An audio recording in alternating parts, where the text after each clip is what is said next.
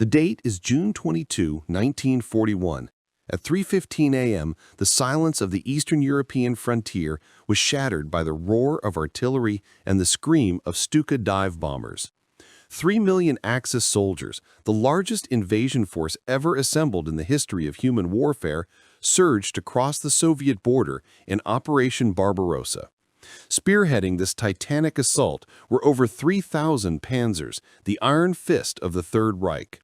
It was a lightning strike designed to decapitate the Soviet Union in a single brutal summer campaign, a maneuver intended to secure the thousand-year Reich before the first snow fell. Hitler's panzers were the undisputed cutting edge of modern warfare. The Panzer III and Panzer IV, though often outnumbered and technically outgunned by the heavier Soviet KV-1s and T-34s, were tactically superior. They were faster, equipped with better radios, and wielded by battle-hardened crews who had spent 2 years perfecting the art of mobile warfare. These men and machines had shattered Poland in weeks, humiliated the French army in days, and swept through the Balkans with terrifying speed.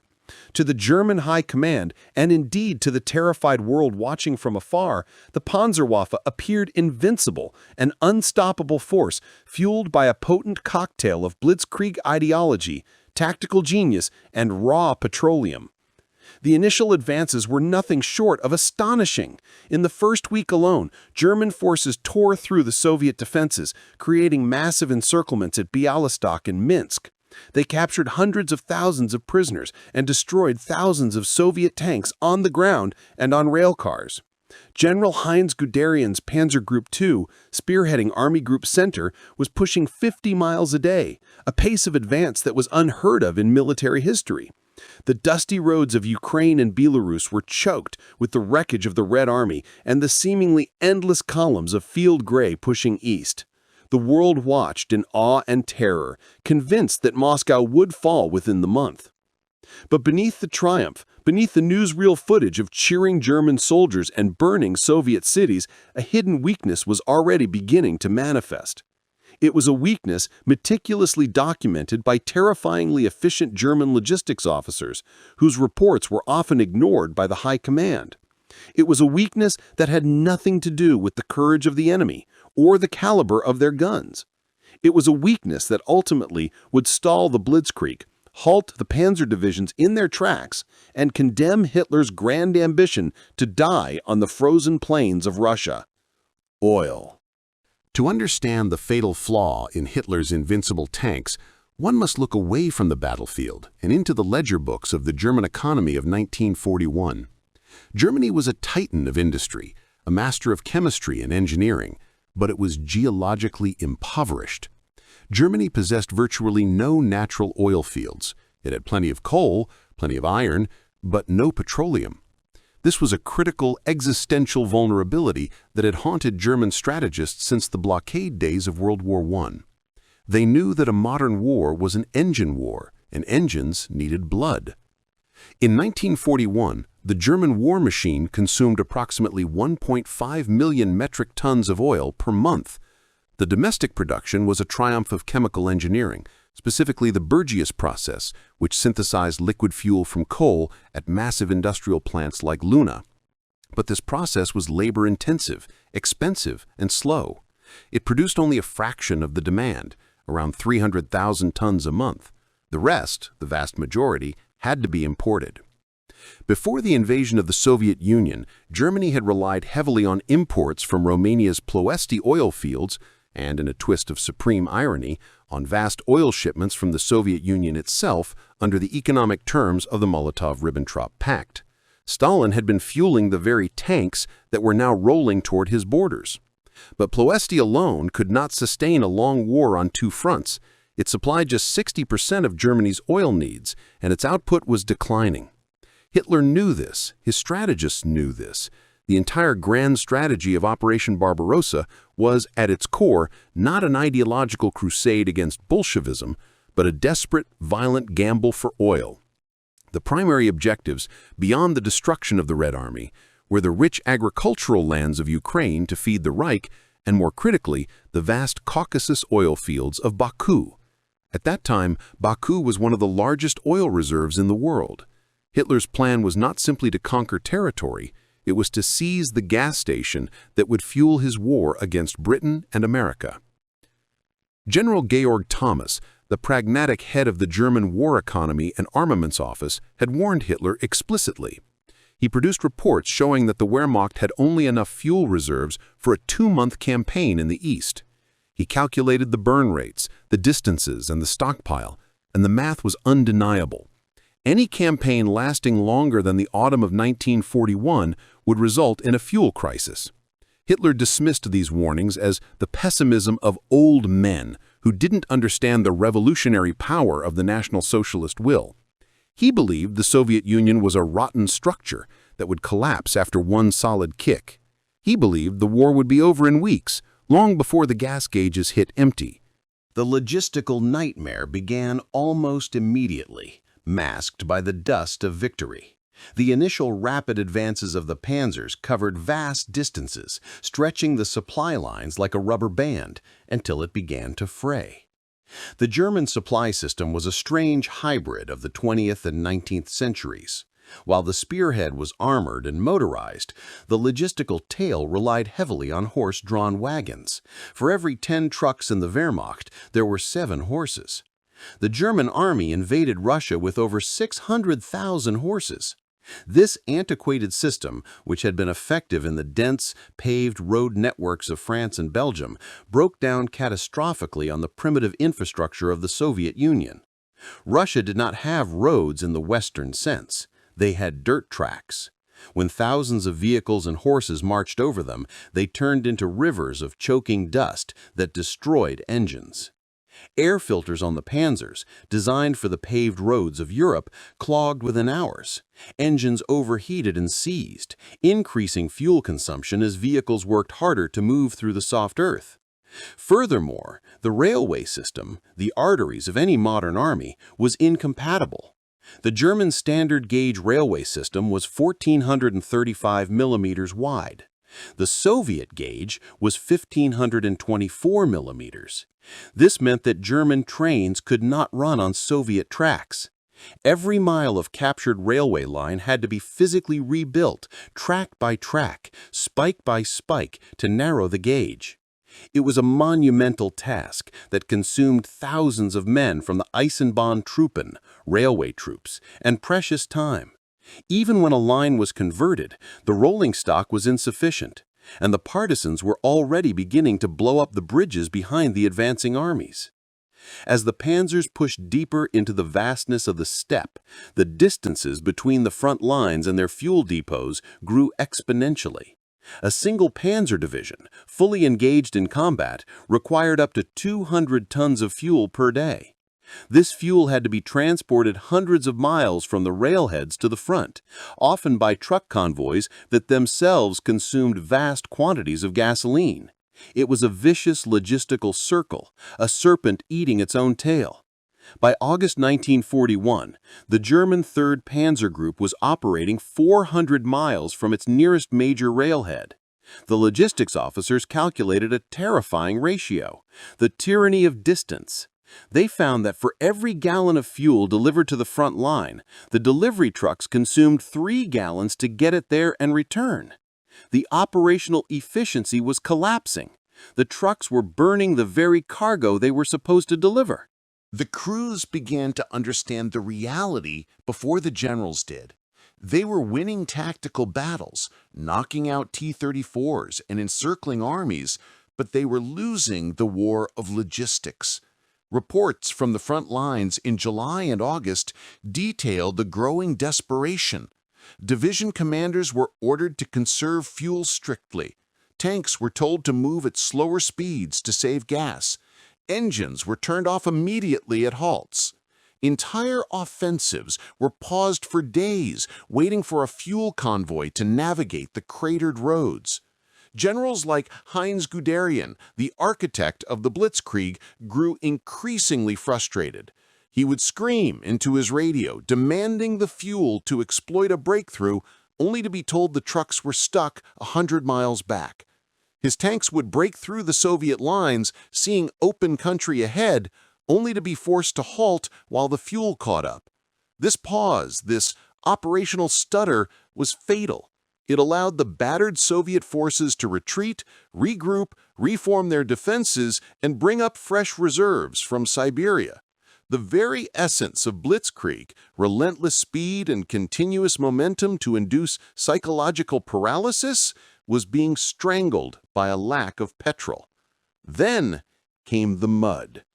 The Rasputitsa, the Russian season of rains and mud, began in early October 1941. It was not merely bad weather, it was a geological event. The unpaved roads, already pulverized by millions of tank tracks and hooves, dissolved into knee-deep quagmires of sticky, glue-like sludge. The German advance, which relied on speed, ground to a literal halt. Trucks sank up to their axles and had to be dug out by hand. Horse-drawn wagons became immovable anchors, the horses dying of exhaustion as they tried to pull supplies through the muck. Tanks, weighing 20 tons or more, consumed immense amounts of fuel just to churn through the soil. A Panzer IV, which might get a mile per gallon on a road, was now burning gallons to move a few hundred yards. The fuel consumption skyrocketed exactly when the supply columns could no longer move. Many vehicles were simply abandoned, bogged down and out of fuel, becoming static targets for Soviet artillery or aircraft. The German army found itself fighting the terrain as much as the Red Army. The fuel shortages intensified to the point of cannibalization. German soldiers began to siphon fuel from civilian vehicles, from tractors on collective farms, and from captured Soviet trucks. They even began to steal fuel from each other's units. A tank commander might trade a crate of captured vodka to a truck driver for a few jerry cans of gasoline. The Luftwaffe, critical for providing air support and bombing Soviet strongpoints, was frequently grounded. The advanced Messerschmitts and Stukas sat on muddy airfields, their tanks empty, while Soviet bombers pummeled the stranded German columns. Hitler, operating from his headquarters in East Prussia, remained oblivious or indifferent to the logistical realities. He continued to demand impossibly ambitious advances. In a decision that is still debated by historians, he diverted panzer divisions south towards the Ukraine to complete the encirclement of Kiev and to push toward the oil fields of Baku.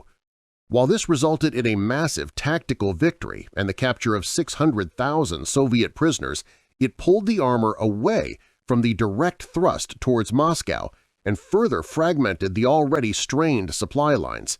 It burned fuel that could have taken Guderian to the Kremlin. By November 1941, the mud froze. The ground hardened. The panzers could move again, but the average panzer division was now operating on a bare minimum of fuel, often carrying only enough petrol for a few hours of high-intensity combat. Commanders at the front made agonizing choices.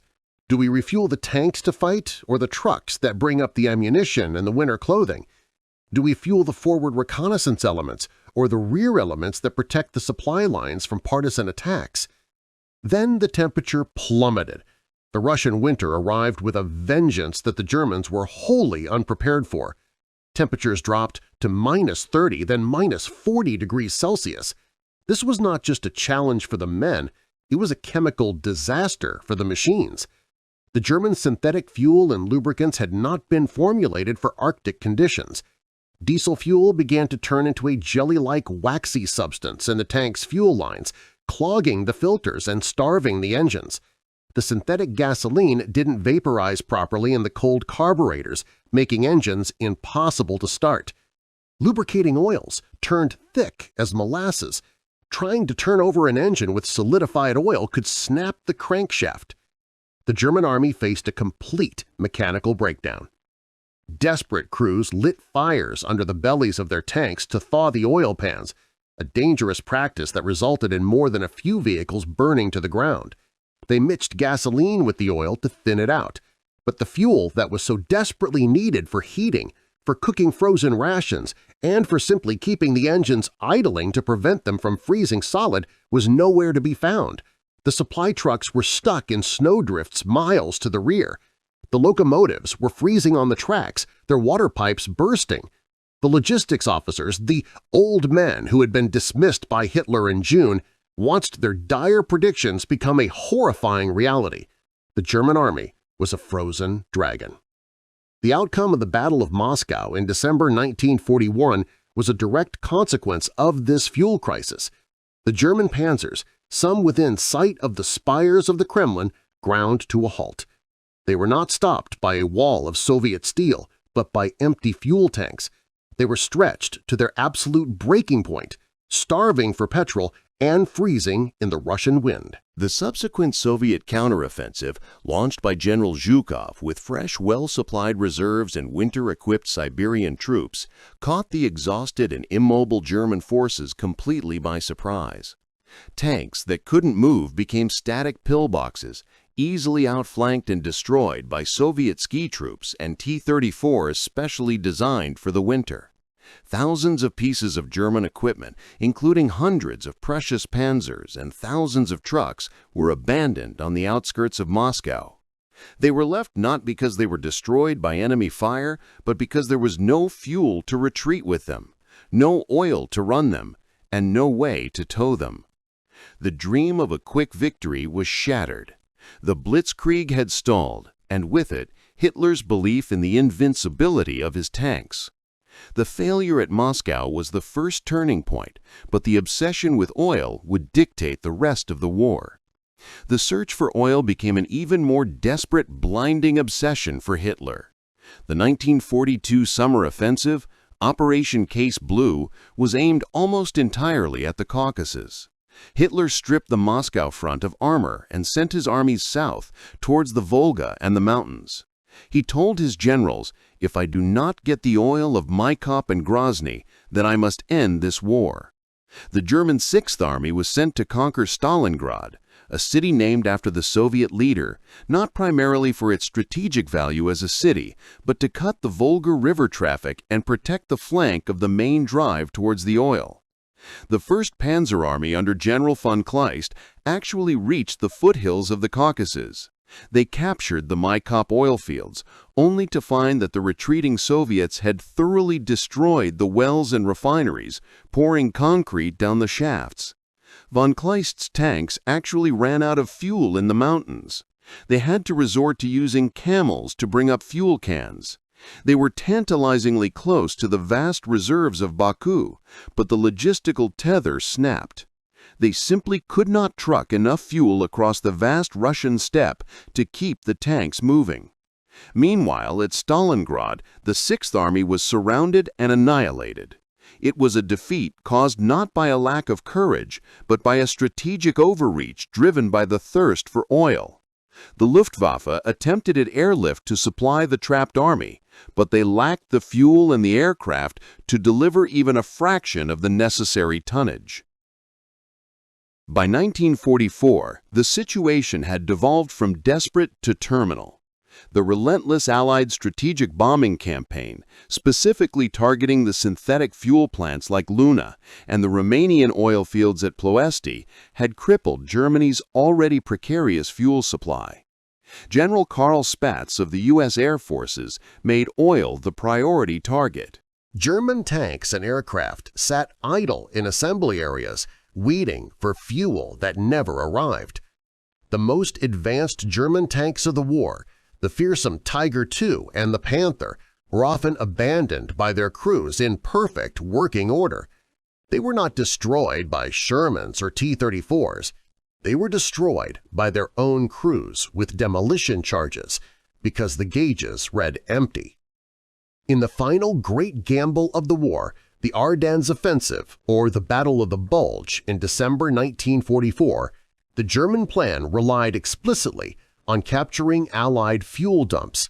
The spearhead, Kampfgruppe Peiper, drove deep into American lines but ran out of gasoline just miles from the massive U.S. fuel depots they needed to steal. The Invincible King Tigers were reduced to 70-ton roadblocks abandoned on the narrow roads of Belgium, easily bypassed by the Allied advance. The meticulous records of the Wehrmacht, kept until the final days of the Reich, tell a stark, consistent story. The German war machine was designed for speed and conquest, but it was built on a foundation of sand, or rather, a lack of oil. Hitler's belief in the sheer power of his tanks and the will of his soldiers blinded him to the cold, hard logistical truth. A tank is only as good as the fuel that powers it. A panzer without petrol is just a bunker. The panzers were tactical marvels, masterpieces of engineering, but they were strategic failures because the German economy simply could not sustain their appetite for petroleum. The Soviet Union, with its vast distances, its brutal winters, and its inexhaustible reserves of manpower, exposed this fundamental flaw with merciless efficiency. The mud, the ice, and the sheer scale of the Eastern Front consumed Hitler's fuel reserves bit by agonizing bit. The War of Vengeance was lost not by the engines themselves, but by the empty pipelines behind them. The Invincible King Tigers finally sputtered, stalled, and froze in place, far from Moscow, far from Baku, and far from victory, leaving the ghosts of the Wehrmacht to haunt the endless empty road to the east. If you found this deep dive into the hidden logistics of World War II compelling, please hit that like button. In the comments, tell us, do you think Hitler's pursuit of oil in the Caucasus was a strategic necessity that justified the risk? Or was it a fatal distraction that caused Germany the war? Subscribe to the WW2 Workhorse for more archival precision narratives on the untold stories of industrial warfare. Next week, we're diving into the legendary story of the Red Ball Express, the African-American truckers who kept the Allied invasion of France fueled and supplied against all odds. You won't want to miss it. This is the World War II Archives.